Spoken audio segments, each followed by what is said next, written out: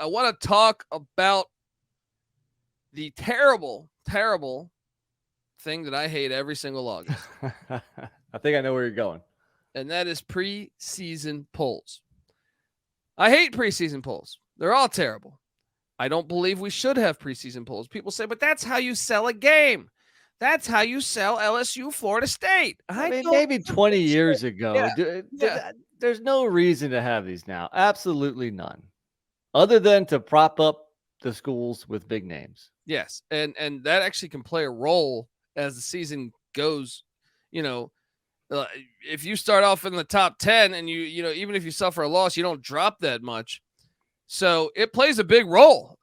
Terribly, in my opinion. But the coaches poll, it's funny. First off, I pulled up. So the coaches poll came out. I pulled up last year's coaches poll where the number one team in the nation was Alabama. They didn't even make the CFP. No, but I did find it hilarious that they had Texas A&M in the top 7.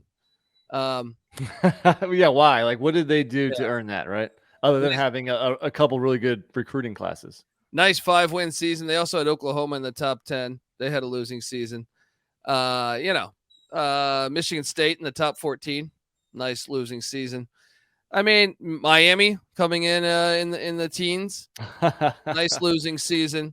Just such a crock of shit. You know what I mean? There's no point in these things. And I just think it's a benefit. It helps the name brand schools. That's what I hate about it. Is it's like you're not coming in with a level playing field. That's probably why they continue to do it, because I don't see any other reason. You don't need help selling LSU Florida State. That sells itself. So, looking at 2023, now they have Georgia number 1, which is probably not a good thing for Georgia, considering that they were so wrong from a season ago. So I want to ask you, which teams – so wait, how many did I count with a losing record there in their top 20? Out of their first top 20, they had Miami, Michigan State, Oklahoma, A&M, 4 teams with a losing record. You also had some other teams that were just barely – like they had Wake Forest in the top. Shout out to them, honoring Wake Forest. I don't think Wisconsin had the greatest season ever either. But, okay, so there was 4 schools with a losing record a year ago. So now if we look at the top 20 here, so it's Georgia, Michigan, Alabama, Ohio State, LSU, USC, Penn State, Florida State, Clemson, Tennessee. That's the top 10. Any teams there are which one of those 10 might go under 500? I mean, the first one that jumps out would be Florida State. That's what I was thinking too. Or Tennessee, exactly. Right? Yeah. I think everybody else is pretty damn safe. And I mean, things would have to go drastically wrong for the Seminoles or the Vols to go under 500. But I mean, if you have to pick somebody, I'd probably pick those 2.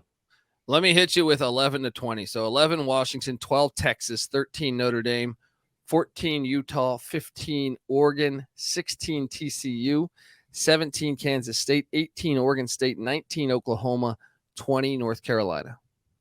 Okay, now there's some more possible chances. I would start with TCU. I think I don't want to tip my hand here too much, but I wouldn't be shocked if Notre Dame had a 5-7 season. Oh, man. I'm not saying it's going to happen. I'm just saying TCU went 5-7 2 years ago. True. And they lost everybody. No, I agree with the TCU play. And Oklahoma was under 500 last year, so they could certainly do the same thing. And North Carolina, certainly. And I was going to say UNC, the possibilities there as well. What about Texas? I think you have to mention Texas. The fact that they've had like 6, 5-7 seasons, I feel like, in the past decade. Now, I know that they're supposed to be a lot better this year, but still, you can't tell me it's not possible. I mean, I guess it's not possible, but I think they're one of the teams within this 10 to 20 range, which I think, I mean, it's not one of the ones that scream that, okay, things could go bad quickly and they could have an awful year. But hey, it's possible. I mean, is Texas back? That's the question. I don't know. I'm reluctant to say that, but just to round off the top 25 at 21, Wisconsin, 22, Ole Miss, 23, Tulane, 24, Texas Tech, the Red Raiders, Joey McGuire, and 25, Texas A&M. Honestly, I think all of those teams could be.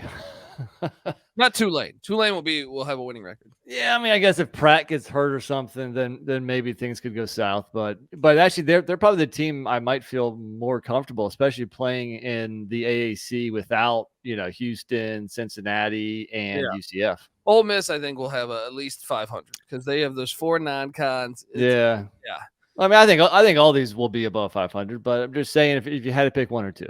Yeah. But surprisingly, like I said, last year they had 2 in the top 9 that had losing records. That's wild. So if you were to do that exercise with this, Tennessee's not an option. So you'd have to have Florida State, maybe Penn State. I don't know. I mean, we don't think Penn State's going to be like that, but I mean, Clemson maybe. I don't know. But either way, preseason polls suck ass, and they're phony. They're phony. But just thought we'd talk about them. I'm the ultimate contradiction because we're talking about it here. You're part of the problem, not part of the solution. So I blame it on the producer Noah Beanick that said let's crowbar this in. I'm joking, Noah. Lane Elliott in the chat says biggest question I have for the Service Academy is how the blocking will affect the totals. Yeah. No auto underplays. That's something I'll have to monitor this season. This is a good question for you, Nick, as we go out on this. Okay. The clock, we have a running clock this year in college football. That's right.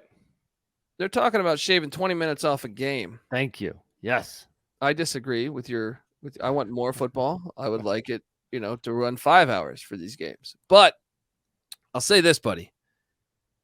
Do you think there'll be more upsets because of 20 minutes off the clock? Take for example, perhaps that Notre Dame Navy game where, maybe Randy Cross is right, and in the fourth they will traditionally open it up. Actually, that was a 1-score game a year ago. But if there's less plays, right? You kind of shorten the game, keep it close, and see which way the ball bounces towards the end.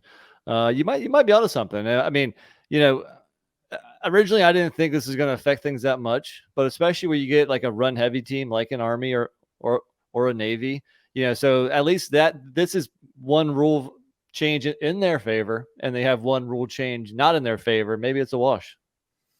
Perhaps. I mean, but in general, just the whole college football landscape, you think like I don't know, just talking random games, you're like, wait, will we see more upsets because 20 minutes off of a football game? Yeah, you would think, the longer the game, the more time for the cream to rise to the top. Depth also, Sure. Take Tulane at Oklahoma a few years ago. They were beating them in the fourth quarter. Oklahoma comes storming back, and it looked like Tulane was getting a little tired. Yeah. Like, if you're shaving 20 minutes off a game, that's true. Might help the teams that don't have as much depth. I did not think about that. We'll have to take a look in week 0. Yeah, folks, something to ponder. Cannot wait we're breaking down all 133 teams. Solo podcast for each and every single team in the land. All right. So in case you want more UConn, more UMass, more Notre Dame, it's going to be out there. College football experience on iTunes, Spotify, wherever you hear podcasts.